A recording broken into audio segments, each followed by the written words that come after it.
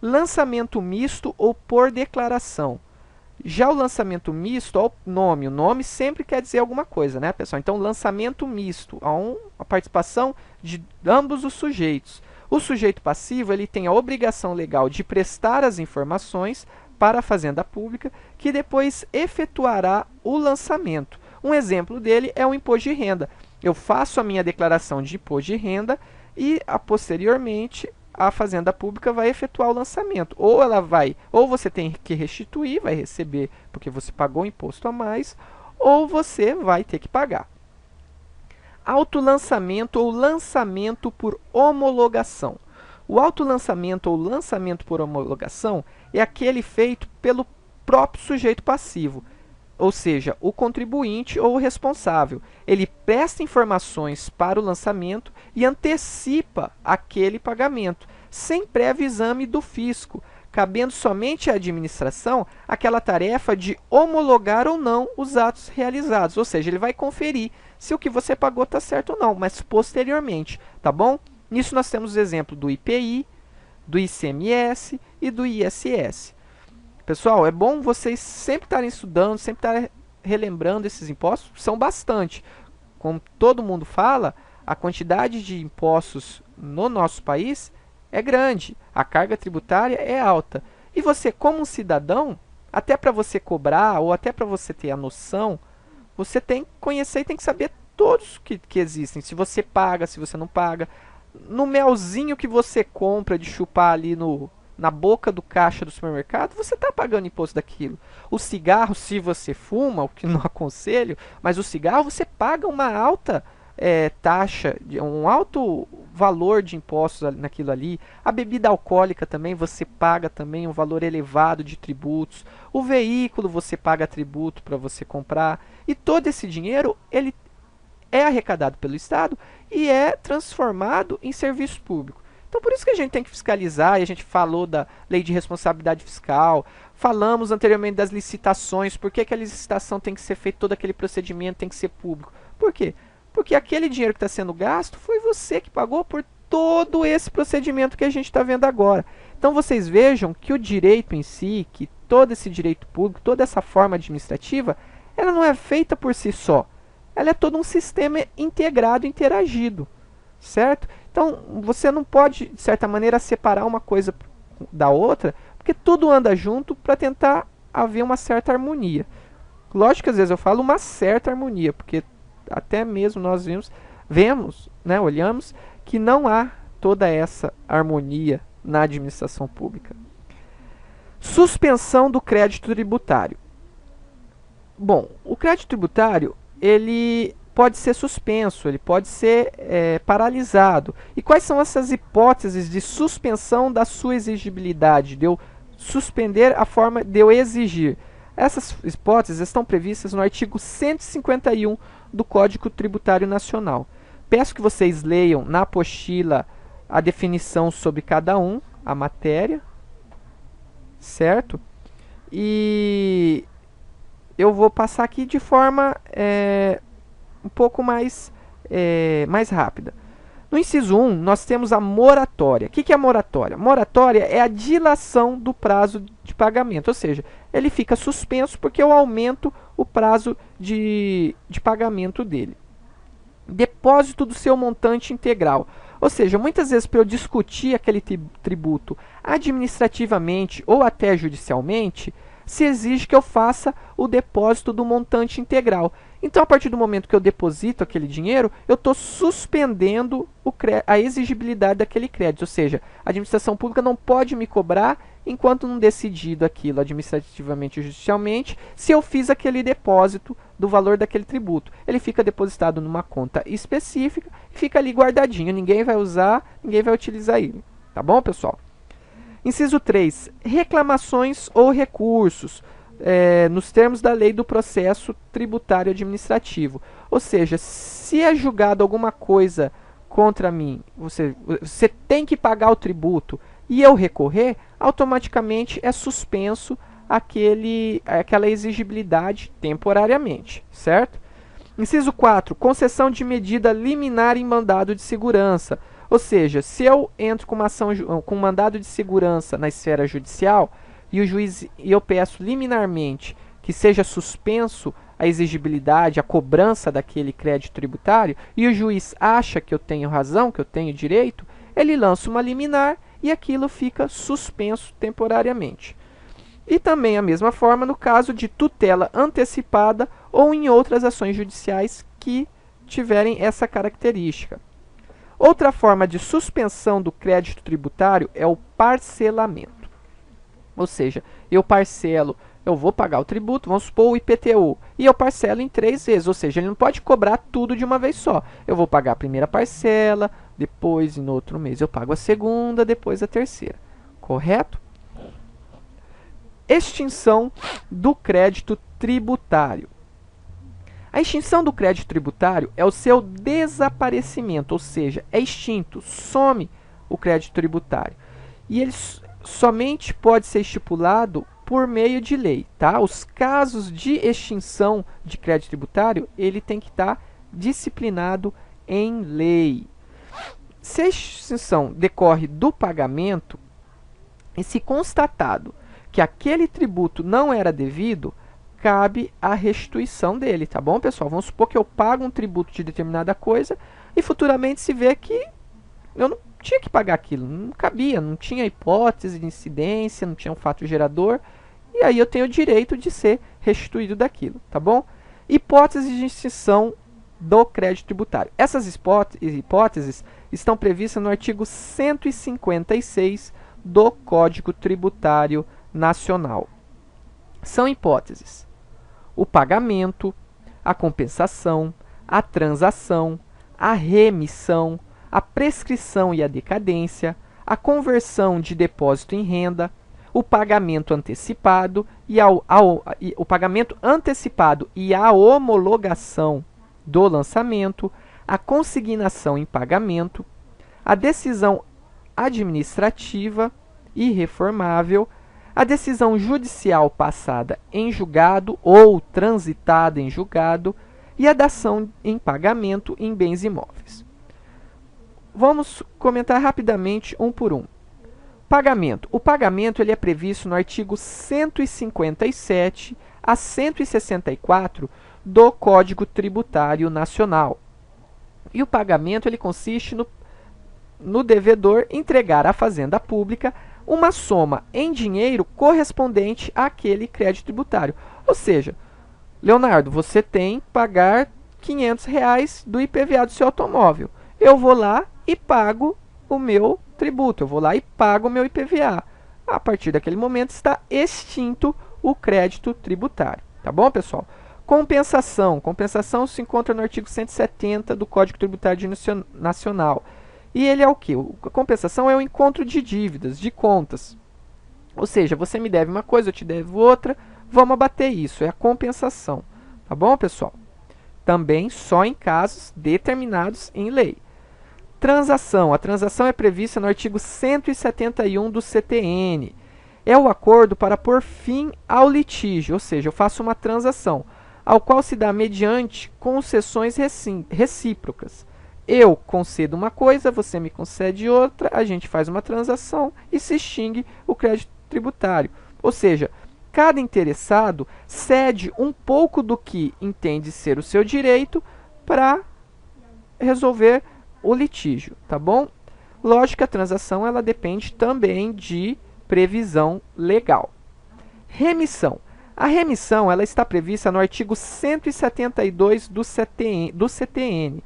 Remissão é a mesma coisa que perdão, ou seja, é o ato pelo qual o credor, o sujeito ativo, a União, o Estado, o município ou o Distrito Federal, dispensa o devedor de pagar aquela dívida. O rol da remissão é previsto no artigo 172. Não gera direito adquirido a remissão, tá, pessoal? Podendo ser revogada de ofício caso não se preencha aquelas condições para a remissão, para o perdão daquela dívida, daquele crédito tributário. 5. Prescrição e decadência. A decadência ela é o perecimento do direito, por não ter sido exercitado, tá bom, pessoal? Dentro do prazo determinado. Então, mais uma vez, decadência é o perecimento do direito por não ter sido exercitado dentro do prazo determinado. Artigo 173 do CTN. Diferentemente da prescrição. A prescrição é a perda do direito à ação, tá?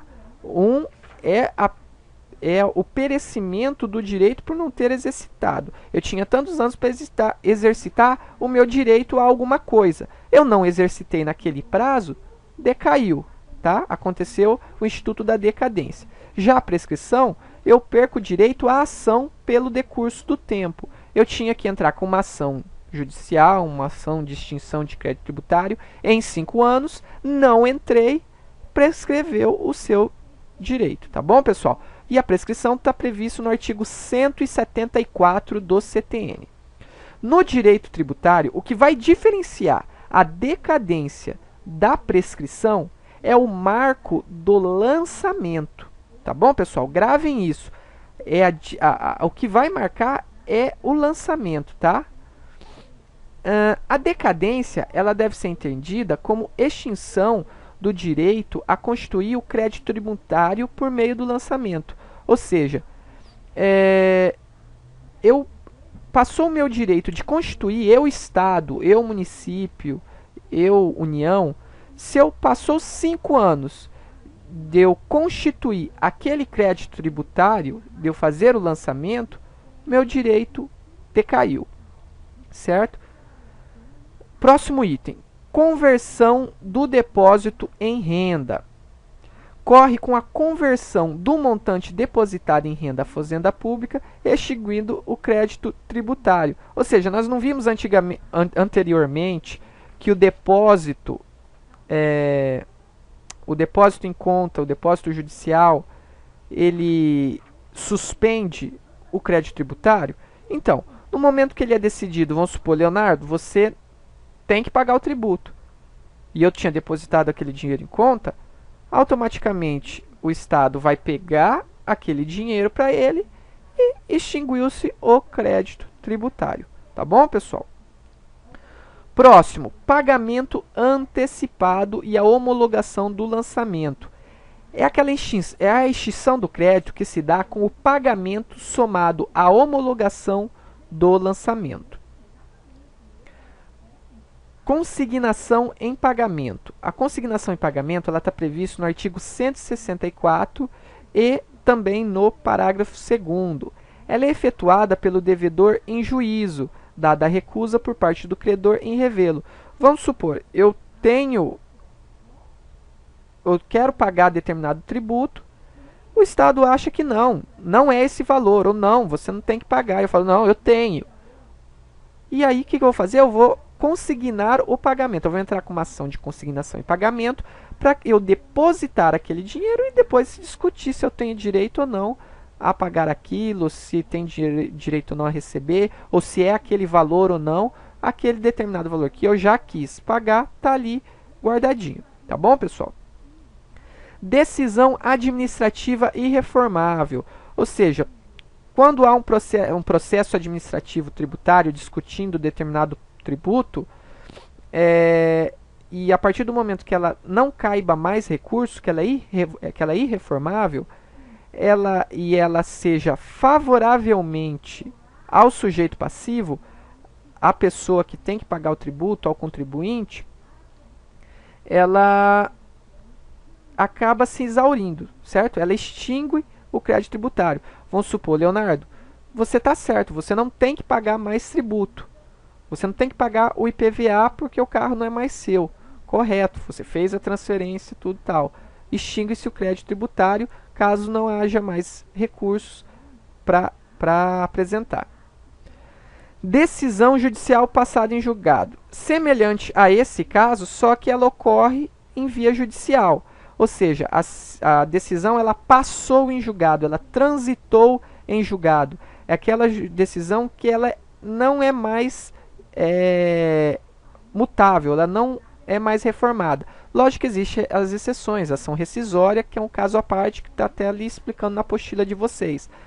Porém, ela tem as suas especificidades, tem que preencher aqueles determinados requisitos, aquelas determinadas condições. Então, a partir do momento que a sentença transita em julgado, que ela não pode ser mais julgada e ela é favorável, lembre bem isso, ambas as decisões têm que ser favoráveis ao contribuinte, ao sujeito passível, extingue-se o crédito tributário. Até porque eu não vou recorrer, eu não sou besta, né, pessoal? Se está favorável a mim, para que eu vou recorrer? Então, extingue-se o crédito tributário. Dação em pagamento em bens imóveis. Lembra que a gente falou do caráter pecuniário, né, pessoal? Que eu só pago em dinheiro. Porém, há essa exceção. Caso haja discussão e eu não tenha dinheiro para pagar tudo, entra-se um processo administrativo, tributário ou uma ação judicial e fala, olha, o que eu posso pagar é em bens, eu tenho em bens. Então, aí, extingue-se com a dação em pagamento de bens imóveis, que é a substituição do dinheiro por um bem imóvel. Desculpe. É bom destacar que a emenda constitucional número 30 de 2000, ela pôde colocar também em pagamento o direito de crédito decorrente de precatórios para extinguir esse crédito tributário. Vamos supor, eu tenho uma ação judicial contra o Estado e que aquilo originou um precatório, eu posso descontar aquele valor do precatório se eu tiver algum imposto, algum débito a ser cobrado. Tá bom, pessoal? Próximo item. Exclusão do crédito tributário. A exclusão do crédito tributário está previsto no artigo 175 do Código Tributário Nacional. A exclusão do crédito tributário ela ocorre em duas hipóteses. A primeira é a isenção. A isenção está prevista no artigo 176 do Código Tributário Nacional. O que é a isenção? A isenção é aquela dispensa do tributo devido, ou seja, eu tinha que pagar aquele tributo, tá? Feita por expressa disposição de lei. Ou seja, pessoal, lembrem novamente, princípio da legalidade. Para eu ser isento de determinado crédito tributário, de determinado tributo, tem que ter expressa disposição de lei, tem que ter lei que determine, tá? Ela é concedida por razões de ordem político-social, mas sempre com interesse público, certo? Muitas vezes, para eu poder instalar, até como nós falamos lá na matéria de lei de responsabilidade fiscal, para eu poder instalar determinada fábrica que vai gerar empregos, vai gerar renda para todo aquele município, para toda aquela comunidade, eu falo, olha, empresa, venha para cá, instale sua empresa, instale seu prédio e eu não vou te cobrar IPTU por tantos anos, certo? Ou nunca vou te cobrar, mas tudo isso tem que estar previsto em lei, tá, pessoal? E aí tem esse caráter político-social, que é a mesma hora que eu uso a política, eu também uso a visão social, que é beneficiar a sociedade, tá bom? Se a lei não dispuser ao contrário, a isenção ela não vai abarcar taxas e contribuições de melhoria, tá bom, pessoal? Então, são impostos, tá? Se a lei não dispuser ao contrário, a isenção não vai atingir as taxas e as contribuições. Para atingir, ou seja, tem que estar escrito na lei, tá? Assim como os tributos instituídos posteriormente. O outro caso é a anistia. A anistia está prevista no artigo 180 do Código Tributário Nacional. A anistia ela pode ser definida como o perdão da falta cometida pelo contribuinte, bem como da penalidade a ele imposta, tá? A anistia ela extingue a punibilidade das infrações fiscais e exclui por meio de lei a dívida penal tributária. Então, vejam também, por meio de lei, tá bom, pessoal? E por último, vou falar aqui rapidamente sobre a execução fiscal. Execução fiscal é uma medida judicial para se ver satisfeito a obrigação legal de pagar tributos, certo? Ou seja, para haver a execução fiscal, ela é uma medida judicial. A execução fiscal ela é uma medida judicial, ou seja, o Estado, o município, a União, o Distrito Federal vai entrar com uma ação de execução fiscal contra o contribuinte para ver satisfeita aquela obrigação de pagar o tributo, de receber o tributo do contribuinte, certo? A Fazenda Pública ela vai ingressar em juízo para a cobrança forçada do crédito tributário. E todo esse procedimento ele é previsto na Lei 6.830 de 1980. Eu também vou disponibilizar ou o link ou ele em PDF para vocês. Eu vou ver que fica mais fácil e mais leve para o site, para vocês terem acesso dessa lei. Quem tiver interesse, leia, cai em concursos. Às vezes, se você for trabalhar numa empresa que mexa nessa área fiscal ou que tenha que pagar tributos, você pode, é sempre bom você dar uma lida na lei e saber o que acontece. Somente a dívida da União, dos estados e dos municípios e Distrito Federal e das suas autarquias que podem cobrar na forma da lei de execução fiscal, tá bom, pessoal? Então, quem pode ingressar com lei de ação de execução fiscal? União, estados, Distrito Federal e municípios. Não podem entrar com a lei de execução fiscal as empresas públicas e as sociedades de economia mista. É importante destacar também que a dívida ativa da União ela será apurada e inscrita pela Procuradoria da Fazenda Nacional. Se for do Estado, Procuradoria do Estado. Se for municipal, a Procuradoria do município. E assim vai depender do Distrito Federal, Procuradoria do Distrito Federal. Tá bom, pessoal? Para finalizar, tem todo aquele procedimento. Eu peço que vocês leiam a apostila está mais explicada, mais detalhada, tá? Isso aqui é um esboço, uma passada por cima, para não ficar uma aula tão cansativa quanto as outras, tá? E a execução fiscal, ela poderá ser promovida contra quem? Quem que pode sofrer a ação de execução fiscal? Podem sofrer o devedor, o fiador, o espólio, a massa falida, o responsável por dívidas de pessoas físicas ou jurídicas de direito privado e os seus sucessores. Tá bom, pessoal? Eu encerro por aqui. Foi um prazer trabalhar com vocês esses 3 módulos. Eu espero que vocês tenham aproveitado muito, tá? Espero que vocês tenham êxito com esse curso, que sirvam para vocês, que tenham utilidade, que trabalhem, que futuramente passem em concursos públicos, ou que sejam gestores públicos, ou que trabalhem com a administração pública e que tenham muito sucesso, tá bom? Eu vou tentar participar com vocês do nosso fórum, vou passar as atividades, eu espero que vocês tenham sucesso e fica aqui meu e-mail já disponibilizado, Twitter, Face, no chat, no fórum, para a gente discutir. Tem o meu apoio, tem a minha ajuda no que vocês precisarem, tá bom? Abraço a todos e fiquem com Deus. Até mais.